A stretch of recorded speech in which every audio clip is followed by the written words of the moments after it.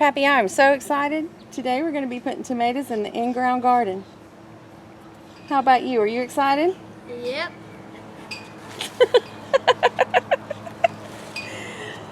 What is that? Pappy putting his arm around me? Yeah. Alright. I guess Pappy's putting his arm around me.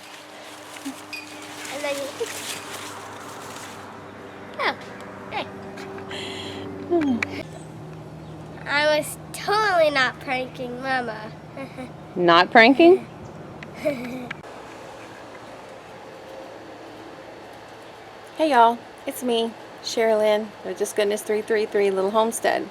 And today's episode is part 4 of breaking new ground in a South Florida garden. It's finally done. I'm so excited. Come on, let's go look. No more ugly tarp laying in the middle of the backyard. There are some lawn chairs, however, because I can't find my shade cloth. I just wanted to show you real quickly. We ended up with 6 rows. The rows down on the far end are a little narrower because they'll just have single plantings in them like tomatoes. So those are 20 to 24 inches wide. These on the end, I have these 2 on the end, they're a lot wider because we're going to be doing about 4 rows of greens in each one. And probably 4 rows this way. And this last one I planted the other day, in part of this video, I planted the Bonnie Best tomatoes. And it's still really hot, the sun's still really intense, so I wanted to give them a little shade. And I've lost my shade cloth, so I had to bring out some window screening I had and improvise. I have to find that shade cloth.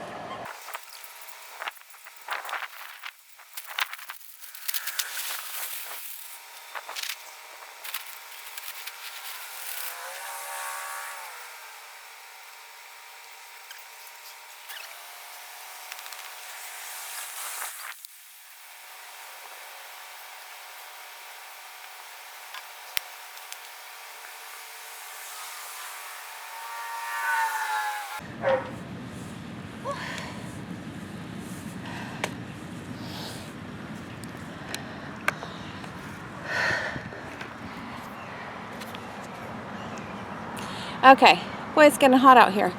I'm going to be planting the Bonnie Best tomatoes. I've spread 2 bags of the composted cow manure and worked it in. And now I'm going to be adding some worm castings I harvested this morning from the worm farm, the worm bin that I have that my boys made me. And I'm going to put worm castings in there. And then I'm going to water it in with some good fish fertilizer. And it's already hot out here. I should have done this last night. But since I did it today, you don't want to transplant anything and leave it in the sun. So I'm going to put up a shade over it. I'm going to use some lawn chairs and drape some shade over it for a day or 2. Just until they get established. I don't want them to have transplant shock.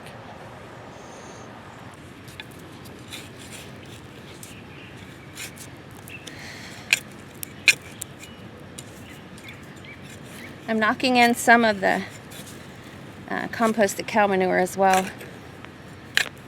It's going to stay on top, getting out the rocks. Life in a yard built on a rock pit. I'm going to put some of this composted cow manure. I don't need it on the edges. I'm going to put it down in here. Put a lot of it on the top so that the top would, as it rains, as it waters, it's going to go down inside. I'm loosening up the soil below to give room for the roots to grow. Not tight, not constricted. Remember, we used the broad fork in here, so there's a lot of air down there. Hopefully a lot of good microorganisms have started growing. The good thing about having your own worm bin is that this stuff is expensive. Superbly expensive if you buy it. And this way you can make it for free. I'm just going to put a handful in there. Look at this. That's pure worm poop. This was sand and compost. There's the little grass clippings in there. I put leaf litter and everything else in there. That's going to be right at the base of the roots of our plant. And let me pick this one. This one is having a little issue there. I'm going to pick off all the lower leaves, and I'm going to bury this. I should have watered these. I'm going to bury this up to here, because all the little hairs, I don't know if you can see all the little hairs on here, these little hairs all want to be roots. Every part of a tomato stem wants to be a root. So I'm going to bury that pretty deep in there.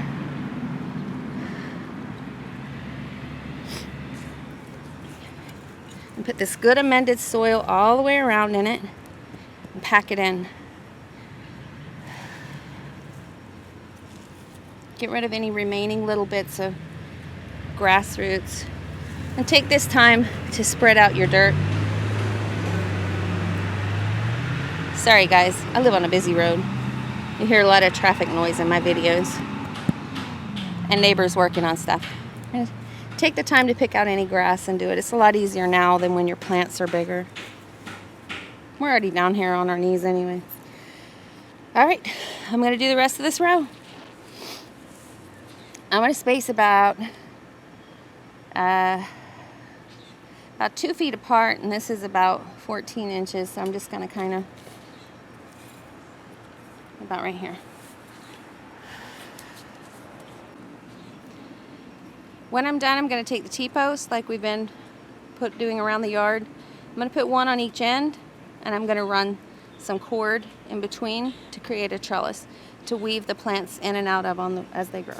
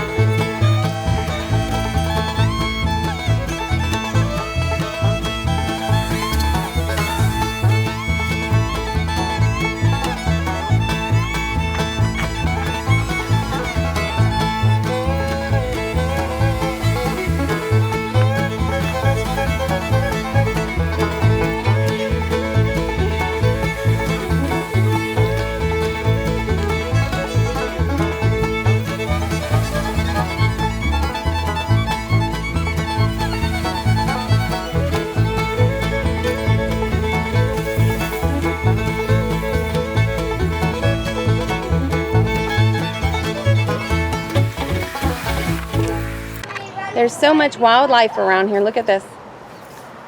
This is called a Jesus lizard. It's called a Jesus lizard because he walks on water, literally. And we have a whole family of them living under our house. This is a baby.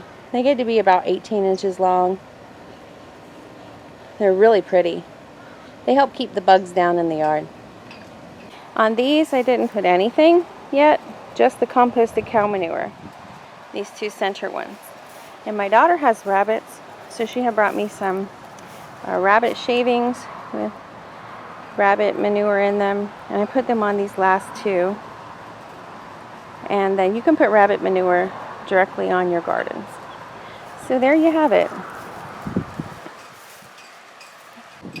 There you have it, y'all. Breaking new ground in a South Florida garden. This is Sherilyn from Just Goodness 333 Little Homestead, and I'll catch you guys on the next one. Bye, y'all.